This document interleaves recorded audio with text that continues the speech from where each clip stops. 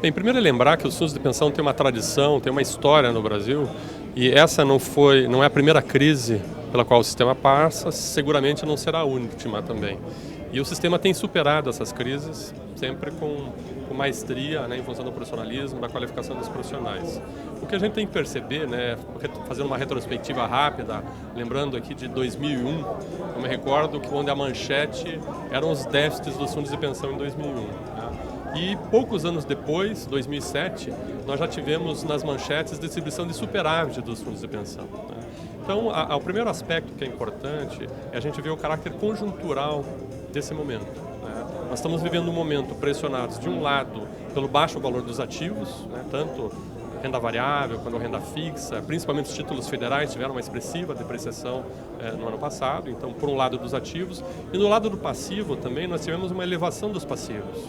Não só pela redução das metas atuariais, mas também aumento de longevidade, ganho real das patrocinadoras. Muitas patrocinadoras têm reajustado os seus salários, inclusive acima da inflação também, então isso também tem pressionado os passivos. Então nós estamos num momento que seria o nosso piso histórico do ponto de vista de resultados. Né? Logicamente, né, nós precisamos de tempo, né? Assim como no passado, de 2001 a 2007, essa crise foi revertida, nós tivemos condição de transformar uma situação deficitária em uma situação superavitária. Eu tenho certeza também que os fundos de pensão têm condições de transformar essa situação momentânea, conjuntural, de déficit, em uma situação de superávit também. Mas para isso, logicamente, a gente precisa de ajustes na regulação.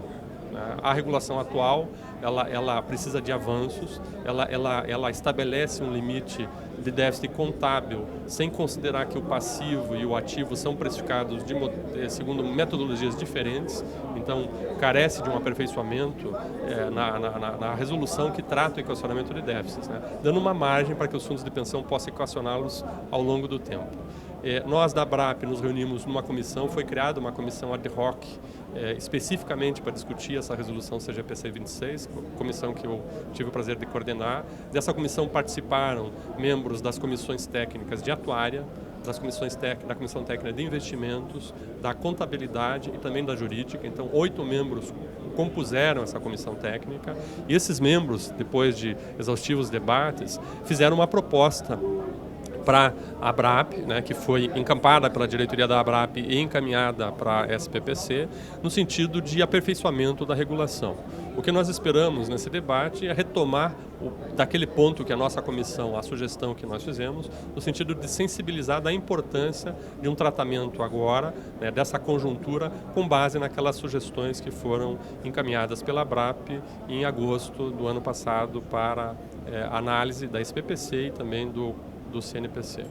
Então essas seriam as minhas ponderações, né, que eu entendo necessário. Esse evento aqui, que é reúne um público de profissionais altamente qualificados, eu acho que é muito importante para incentivar esse debate e até discutir eventuais soluções alternativas. A questão conjuntural, se eu for ver todos os países, no momento de crises, eles adotam uma postura chamada anticíclica. Ou seja, uma postura que, ao invés de agravar a crise, ele reconhecendo que aquilo é uma situação conjuntural, né, flexibiliza alguns parâmetros e até modifica alguns parâmetros para permitir a superação dessa crise.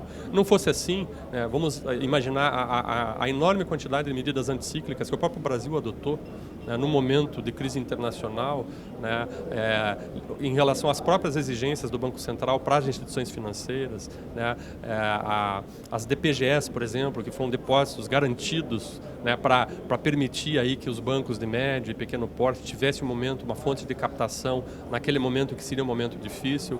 Então, se o governo brasileiro, o Banco Central, não tivesse atuado naquele momento, certamente a crise no Brasil teria se acentuado. Então, medidas anticíclicas, elas não objetivam a acomodação, ao contrário, elas reconhecendo o caráter conjuntural do problema, elas são, na verdade, uma medida de discernimento e até de inteligência do segmento para permitir superar isso e, logicamente, fortalecer o sistema na sequência. Então, eu entendo que o foco nosso seria quais medidas anticíclicas nós temos que implantar nesse momento. Tá? E aí a revisão da CGPC 26 é apenas uma delas que nós estamos sugerindo.